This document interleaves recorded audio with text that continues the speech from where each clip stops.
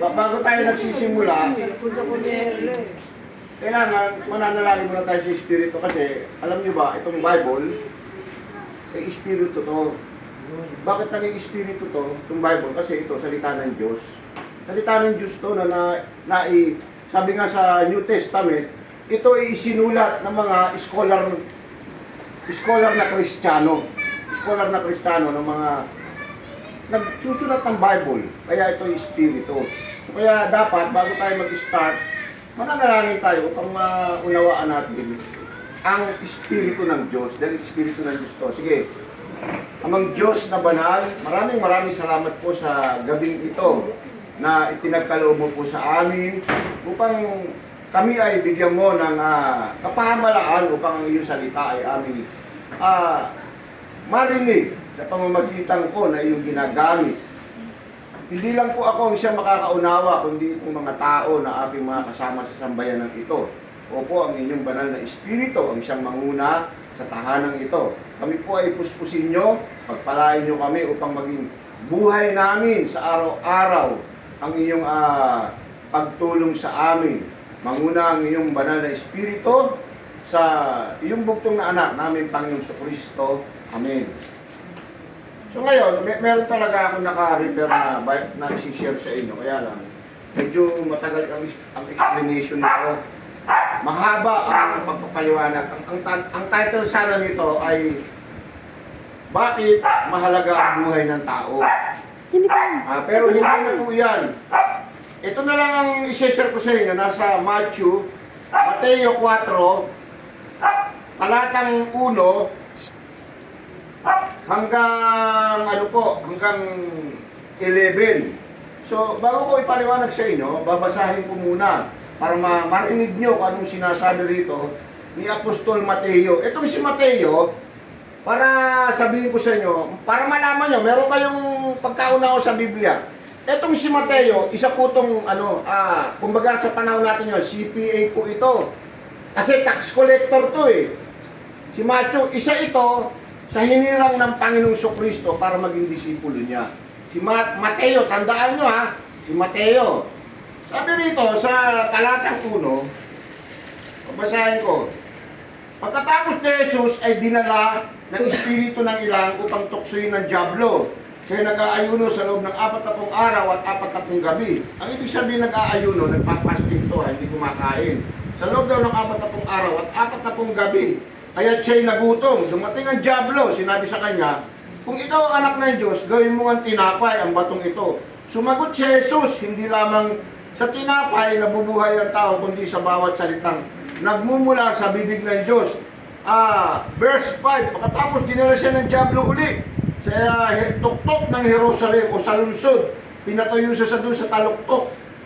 Sa pinakamataas to, ibig sabihin ng taluktok, sinabi sa kanya ng dyablo, kung ikaw ay anak ng Diyos, magpatihulog ka sapagkat nasusulat sa kanyang mga anghel, ikay itatagubilin sa kanilang mga kamay, ikay aalalayan.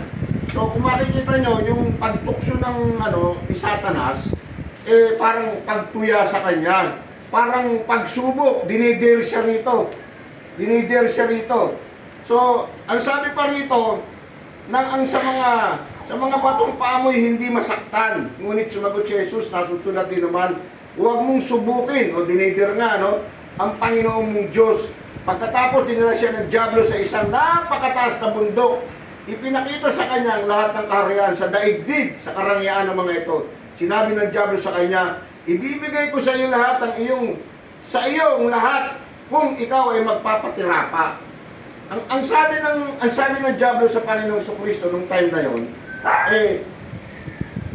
ipinakita sa kanya, pumunta sila dun sa pinakamataas na bundok. Di siyempre, pag pumanik ka sa mataas na bundok, makikita mo yung, sino na nakaranas na pumanik sa Antipolo? Paggabi, di ba paggabi makita mo puro ilaw? Parang ganon. Yung kagandahan o dito medyo pinalalim. Yung kaluwalhatian o yung kayamanan ng buong mundo ibibigay sa Panginoong Jesus. Sabi sa kanya, kung ito merong magpapatira pa kung sasambahin ang dyablo. Ano ang sinabi ng Panginoong Kristo rito? Ang sumagot, lumayas ka, Satanas, sapagkat nasusulat ang Panginoong Diyos, ang dapat mong sambahin siya lamang, ang dapat mong paglingkuran. Pagkatapos, iniwan siya ng dyablo, dumating naman ang mga anghel at siya'y pinaglingkuran. So, dito, papaliwanag ko sa inyo yung una. Anong sabi doon sa una? Ang sabi doon sa una, ipinagagawa sa ating Panginoon sa Kristo yung bato na gawing tinapay.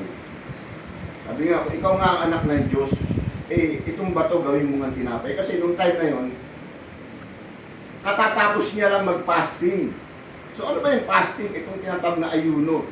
So, ayuno malalim pa rin. Hindi siya kumakain ng 40 araw at 40. Bakit ginawa ng Panginoon sa Kristo yun? Kasi ito yung, maging kami mga Kristiyano, pagka kayo medyo malalim sa pagiging Kristiyano, malalaman nyo rin kung bakit nagpa-fasting ang mga Kristiyano. Itong anong time na to, sinabi ni Satanas, gawin mong tinapay itong mga bato. Dinidir siya, kumbaga sinusubukan ng ating Panginoon. Kaya ba ng Panginoong gawing tinapay yung bato? Oo. Nakita niyo yung time kung babasahin yung Biblia, 5,000 people. Di ba? Sino ang pamilyar dito na nakabasa na ng Biblia? Nung kapanahon na nagtuturo ang Panginoon at 5,000, hindi pa isinama doon yung mga bata at babae na walang makain. Ano ang ginawa ng Panginoon? Di ba? Pingi. Sa pamamagitan ng 2 tinapay at ilang pirasong isda, ang lahat ng 5,000 ay ano nangyari? Di ba napakain niya yun? So, hindi imposible na yung bato na magawa ng Panginoong Kristo na tinapay. So, ang ibig sabihin, dinidir lang siya o sinusubukan siya. At yung pangalawa, ano ang sabi? Magpatihulog ang Panginoong Kristo. At hinabilin sa kanya ng mga anghel, siya'y sasaluhin upang hindi siya masaktan. Kaya, ano ang sagot ng Panginoong Kristo? Huwag mong subukan ang iyong Diyos. Ang sabi ng Panginoon sa Kristo, huwag mong subukan.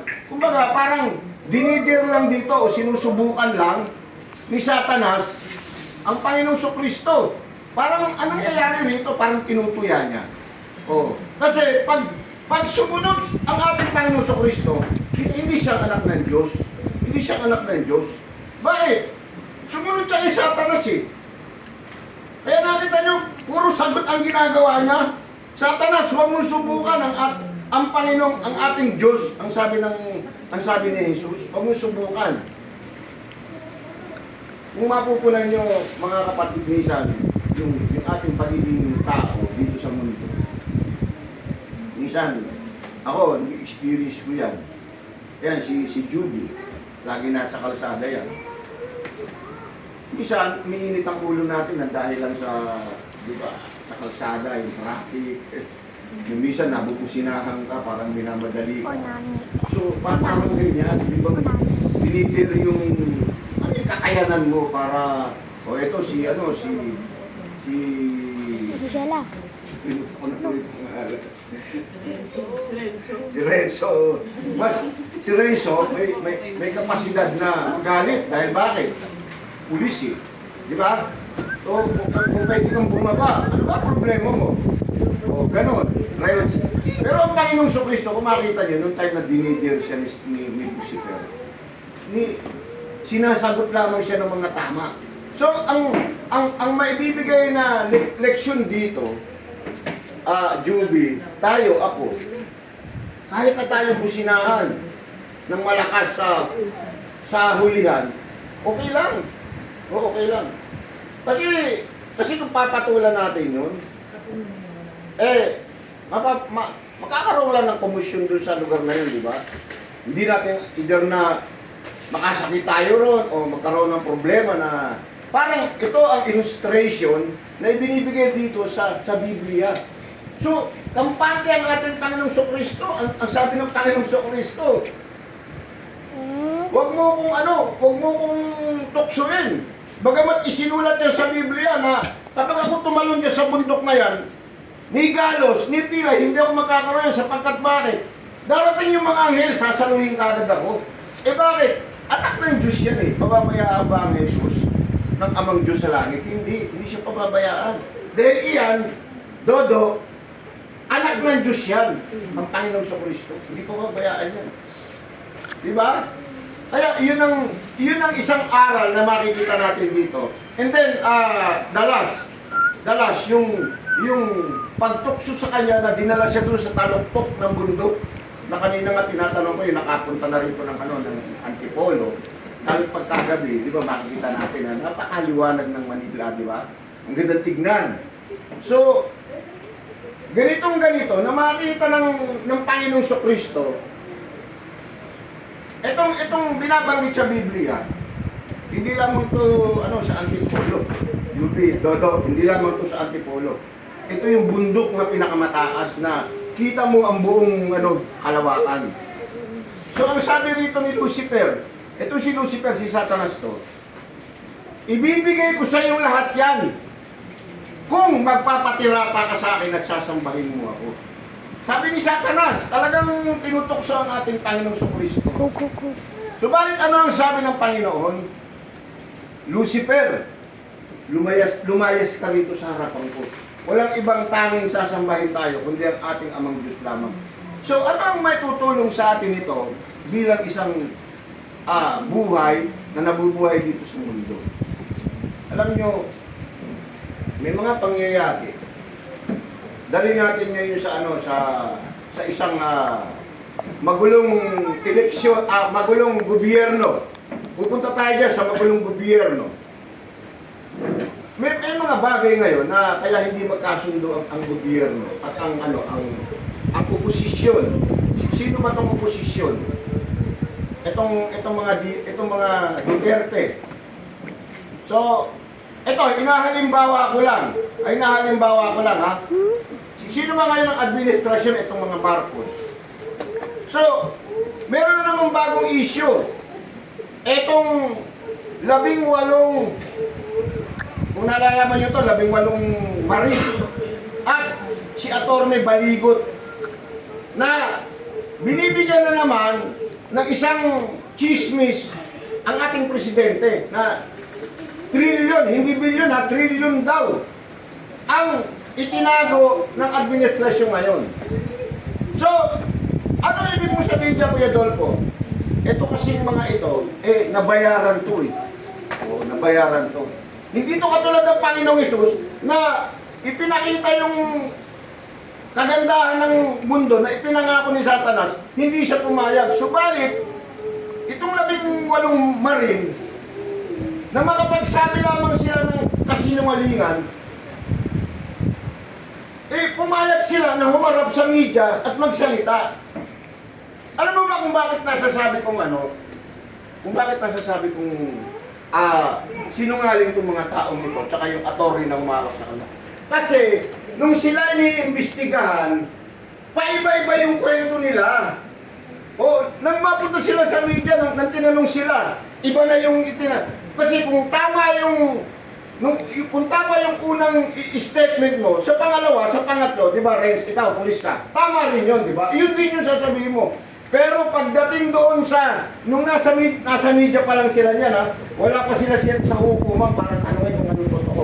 Tinanong siya ng media, totoo nga ba na si Trillanes binigyan ng $2 million para lang magkaroon ng kaso ang mga DDS.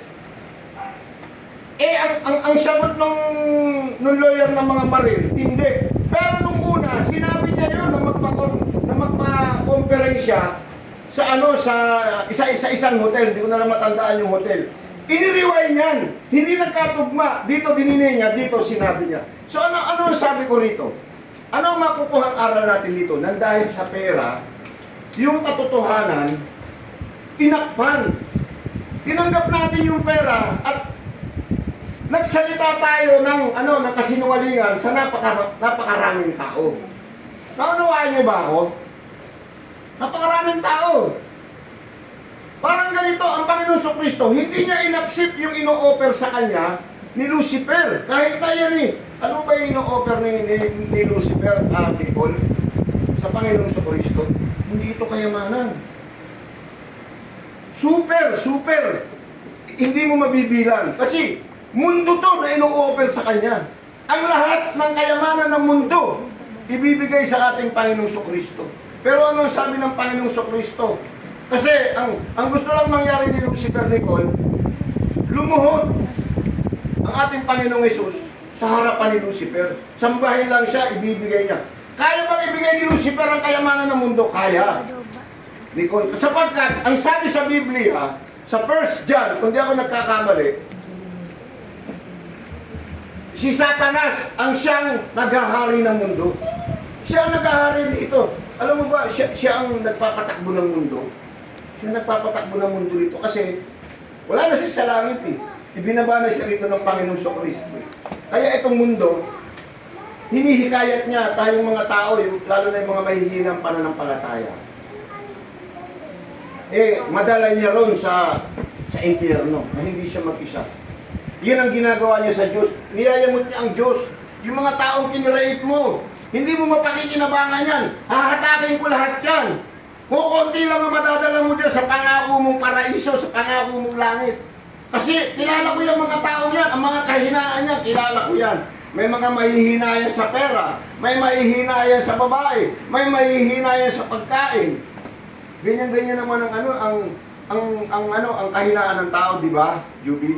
Iba-iba, hindi lahat kahinaan ng pera, hindi lahat kahinaan ng babae, hindi lahat kahinaan ng pagkain. Iba-iba, iba-iba ang kahinaan ng tao. Ako, papatotoo ko sa inyo.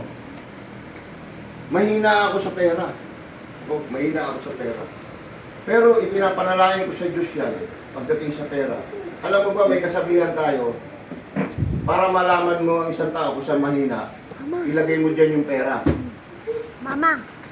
Para matesting mo yan. Pagka hindi kinuha yan, lagay mo siya dyan ng babae, paglalangin mo siya ng babae. Pagka hindi pa rin kinuha yan, iisa na lang. Bigyan mo siya ng pagkain na masarap. Doon, malalaman mo kung saan mahina. Merong kasabihan ganyan. So dito, sa huli ng talata, na ang gustong mangyari ni Satanas, na ibibigay ni Satanas sa ating Panginoong Kristo yung buong mundo. Kasi siya nag-ahari rito eh. Ang request lamang ng ating ni Satanas, lumuhod sa harapan. I-worship siya, sambahin siya. Kasi, alam nyo ba, ang origin talaga, ang talagang gusto ni Lucifer, sambahin siya. Kaya nga siya tinanggal sa langit, Julie. Kaya siya pinalayas ng Diyos. Bakit? Gusto niya maging Diyos din siya. Magkaroon siya ng mga anghel sa sarili niyang ano. Alam mo ba, kung babasahin niyo itong Biblia, maraming naniwala sa kanya. Kung baga nagkaroon ng race, nagkaroon ng kudita sa langit. Marami siyang million of angels ang sumama sa kanya rito. At ang mga iyon ay hindi na nakabalik sa langit. Kaya kung bakit may istorya sa Old Testament, bakit nagkaroon ng asawa ang mga tao, tayong mga tao, mga babae, bakit nagkaroon ng asawa ng anghel? Yun yung mga pagbaba ng mga anghel, nag-asawa sila ng mga tao. Kaya, kung bakit may mga taong malalaki, kasi ang anghel, malalaking tao yan eh. Hindi naman higante na sinasabi, hindi. Sabihin natin 9-footer, 10-footer. Ganun ang mga anghel, ganun kalalaki sila. Iyan, mababasa niyo yan sa Book of Enoch. Ito yung mga anghel kung tawagin, watcher. Ito yung tumitingin sa mundo. So nahikaya ito ni Lucifer. Nang itinapon si Lucifer, nang gusto niya magkodita sa Diyos, sumama sa kanya to, million of angel.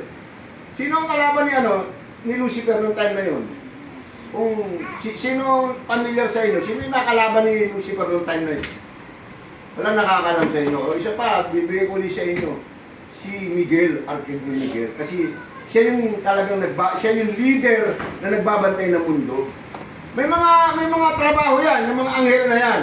Hindi ko lang yan, si Gabriel, si Miguel. Huwag ka natatawa, Nicole, pag sinabi ko Miguel. Si Miguel or si Jowa? Gabriel, si Daniel. Yung mga anghel na yan, may mga kanya-kanyang trabaho rito sa mundo. Si Miguel, siya yung warrior talaga. Warrior yan, Miguel na yan. Kinala ni Miguel, yan si Lucifer. Pero alam mo ba si Lucifer? Hindi ako nagkakamali. Right hand ni yan. Ng Diyos. Kanang kamay ng Diyos yan. Dahil nga sa kapalaluan, sa kataasan o sinataasan ng Diyos, Create lang siya ng Diyos eh. May magagawa ba siya sa Diyos?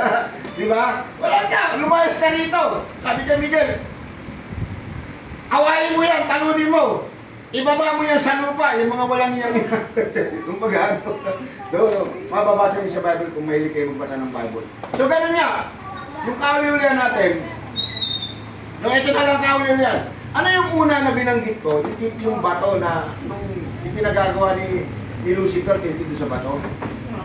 Nice, tinapay. So tayo, friends, ang buhay natin, hindi lang tayo nabubuhay sa pagkain. Yun ang meaning nun. Pag minsan rin,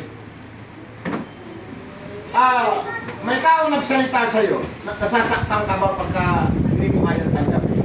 Lalo na ito, actually, binura ka, nasasaktan ka. Tama si Dodo. Si Dodo, gising pala. Nice, tama yun. Words yun eh, sabi ko sa'yo. Alam mo ba, kung bakit tayo nasasaktan? Kasi meron tayong kaluluwa. May kaluluwa tayo. Yun ang nakapipil, bilog. Ang ibig sabihin ng pil, yun ang nakadadama ng salita. Pag sinuntok kita bilog, anong makadadama pag sinuntok yan? Ginanyan kita, ano nakadama sa'yo? Ano nakadama sa'yo? Ha? Hindi. Yung body mo. Kasi ano yung physical yan eh. May dalawang bagay na nasasaktan na ating buhay. Yung kaluluwa at yung physical body natin. Yung physical, pagka yung actual na sinuntok ka, kinurot ka, sinaksak ka. Pero pag minura ka at pinagsabihan ka ng iba't ibang hindi kaya tanggapin ng puso mo, ano ang nasasaktan sa'yo? Ang kaluluwa mo. May kaluluwa tayo. Yan yung sinasabi dito sa Biblia. Hindi lamang sa tinapay nabubuhay ang tao, kundi sa espiritu na nanggagaling sa bibig ng Diyos. Yun ang kailangan natin. Kinakailangan natin. Hanapin lagi natin ang salita ng Diyos para mabuhay yung espiritu. Alam mo, kaya minsan hindi tayo nakakagawa ng mabuti. Kulang yung kaluluwa natin ng espiritu eh. Ito ang nagpapatibay ng espiritu natin. O for the last, kung kayo nagbabasa ng Biblia, one time, ang ating Panginoong Kristo ay i-encounter niya na yung suffering. Ano yung suffering, Nicole? Yung mga pagpapasakit sa kanya ng mga Hudyo, gagawin na sa kanya. So, ano ang sabi nga nung time na yun? Kung familiar sa inyo, nanalangin ang ating Panginoong si Kristo, Herla. Saan nanalangin ang ating Panginoong si Kristo nung time na yun? Nung mangyayari na yung suffering sa kanya. Ha? Hindi, anong place yung pinanalingan? Ano lang? Ha? Ano siya, babon ng bato? Gethsemane.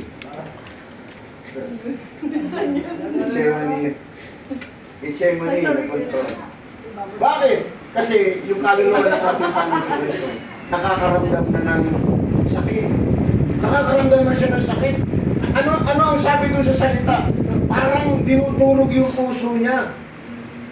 Ano ang request niya doon sa amang Diyos? Panginoon, Ama ko, di ba? Nanalangin siya, Ama ko. Nararamdaman ko parang dinudurog ang puso ko. Huwag na sana mangyari ito. Subalit!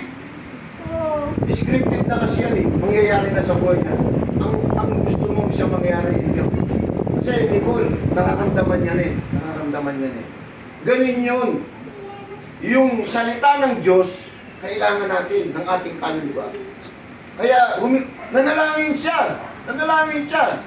Kanya nga nung balikan niya yung tatlo na sinama niya, si Santiago, si Juan, at si Peter, natutulog.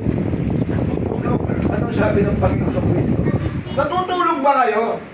Bakit hindi niyo ako masamahang manalangin ng konti? Ang sabi ng Panginoon, may gusto ang Espiritu, mahina ang inyong laman. Kaya pala gusto ng Biblia na tayo nananalangin sapagkat yung laman natin. Ano ba ang laman? Yung physical. Mahina tayo pagdating in time of trial, Nicole. Katulad yan, Nicole, kanina binanggit ko si Miguel, natawa ka. Baka dumating yung trial, bata ka pa, ha? Hindi ka matukso sa mga ganyan. Ha? Yan ang inaano ko. Ha? Kanya nga, nagalit ang ating Panginoon sa Kristo sa tatlo. Kasi nang pinaligay ka, natutulog eh. Eh sabi ng Panginoon, samahan niyo ako manalangin para lumakas ang ating espiritu. Kasi yun ang nakapagpapalakas ng espiritu. Alam niyo ba ako, kapag hindi ako nananalangin sa isang araw, madali ako magalit. Ang narinig ko, hindi ko nagustuhan, nagalit agad ako. Sinasagot ko agad, pero pag nakapanalangin ako, pinapabayaan ko lang siya. Kasi yun ang tinuturo ng espiritu ni Paul. Kasi salita lang naman yan eh. Salita lang yan. Ang sabi ng Panginoon, huli-huli yan, huwag kayong matakot.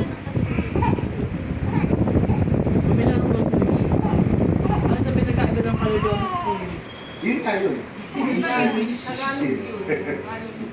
Yun yun. Soul. Yun yun. Kapag wala ka ng kaluluwa, wala ka na silbi, patay ka na. Kaya ito ang kailangan, ang sinasabi mong kaluluwa. Kaya, mauli tayo sa comedy niyan eh. Oh.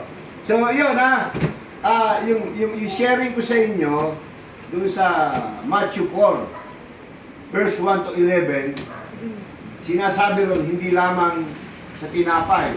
Alam mo, bakit tinapay nilagay doon sa Biblia? Sige, ito, huli ko na. Bakit tinapay nilagay sa Biblia? Sige, sino makasasagot? Bakit ano? Bakit tinapay nilagay sa Biblia? Hindi lamang sa tinapay na bubuhay ang tao, kundi sa salita na namumutawi sa bibig ng Diyos. Bakit tinapay? Kasi ayun yung unang ginawa ng Diyos. Ayun yung pinakain niya. Medyo malapit-lapit na si Nicole. Ayun yung pinakain niya. Medyo malapit-lapit ka na rin. Kasi, Sige, para alam kong nakikinig kayo. Kasi diba ayun yung sinabi ni Jesus, katawan niya yun. Malapit-lapit na kayo. Ayun yung inexample sa Satanas. Ayun yung sinabi ni Satanas. Kung ano, gawin mo Ang Middle East, buong Middle East, ano ang kinakain? Ano? bread. Pati ko.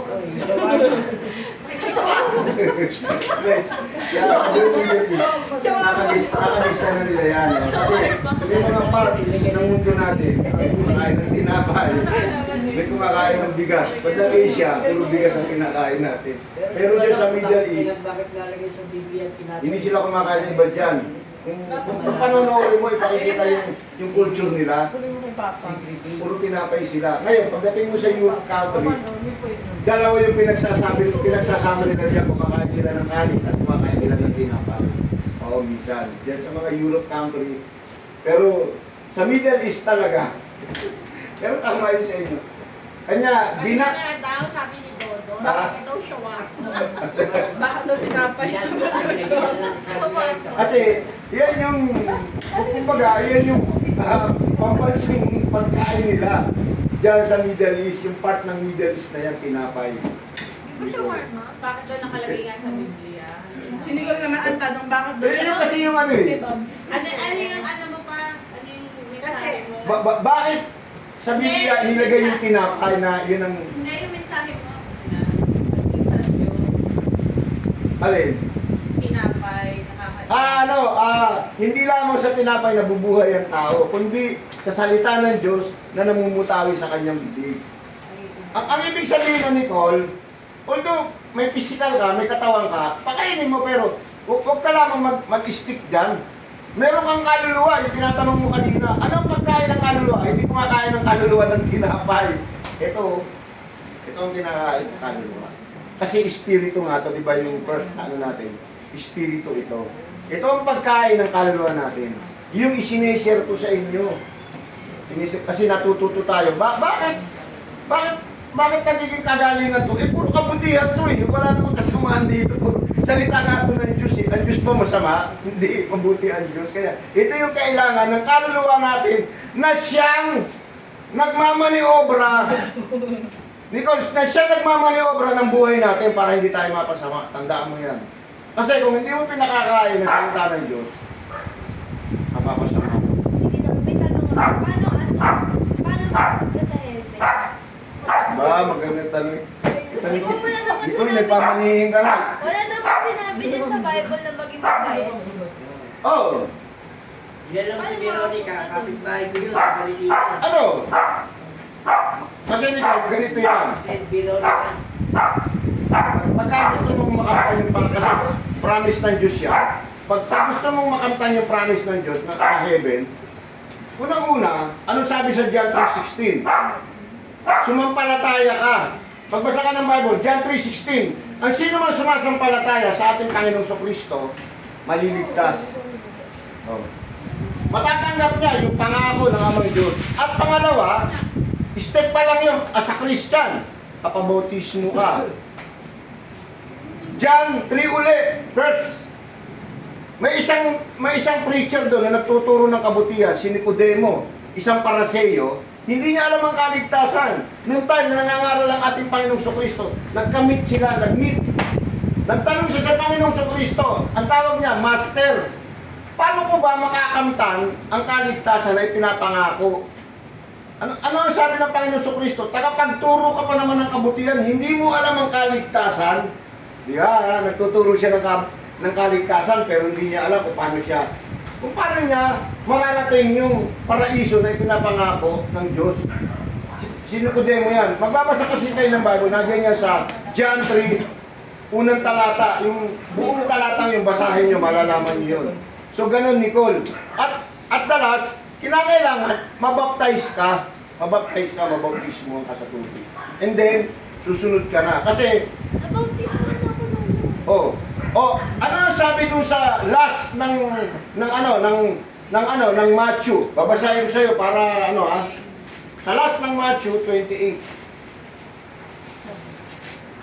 Kanino ka nagpabautismo, Nicole? Sa bagay. Hindi, iba yun.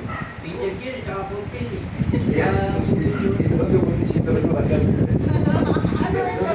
Ito si Dodo, maraming nalalaman. May baptismo. Binyag, sa kanya, binyag, pumping, tsaka reunion. Ito, babalik kita. Tatapos na tayo, babanggitin ko na lang ngayon ko. Ano yun, kuya? Reunion. Ano tawag doon? Sabi rito, sa Matthew 28, verse 19, kaya humayo kayo, gawin niyong alagad ko ang mga tao sa buong bansa o buong mundo. Bautismuhan niyo sila sa pangalan ng Ama at ng Anak ng Espiritu Santo. Turuan niyo sila sumunod sa lahat ng inuutos ko sa inyo. Tandaan niyo, ako yung lagi kasama niyo. Before na ang ating Panginoong Kristo bumalik uli sa kanyang Father of Heaven, nagbiling siya ng itong Matthew 28 verse 19, ito yung mission niya talaga. Ito yung pinakamahalagang utos bago siya bumalik. Ano ang sabi? Ipag-aral niyo ang salita sa buong mundo at bautismuhan sila at ituro sa kanila ang lahat kong pinag-uutos. Hanapin mo kung ano yung mga pinag-uutos ng Diyos para makamtan mo ang kaligtasan o ang langit na sinasabi mo. Nicole, yun. Yun ang tama. So, ay tapos na. Maliwanag pa sa inyo yung senior ko sa inyo. Grabe, sobra-sobra. Yun. Maraming salamat, no? So, ngayon, siyempre, nagsimula tayo sa panalangin, humingi tayo ng biyaya. Biyaya yung pinagkawag sa atin. Magpapasalamat tayo, mananalangin tayo sa Diyos. Tapos na ba yung video, Luciela? O amang Diyos na banal, maraming salamat po sa gabing ito. Sapagkat tunay nga po na binigyan mo kami ng kapahamalaan upang malaman namin ang iyong kalooban sa pamamagitan ng pagtitipon-tipon namin. Kung paanong binabanggit mo sa iyong salita na huwag namin pabayaan ang pagkakatipon-tipon.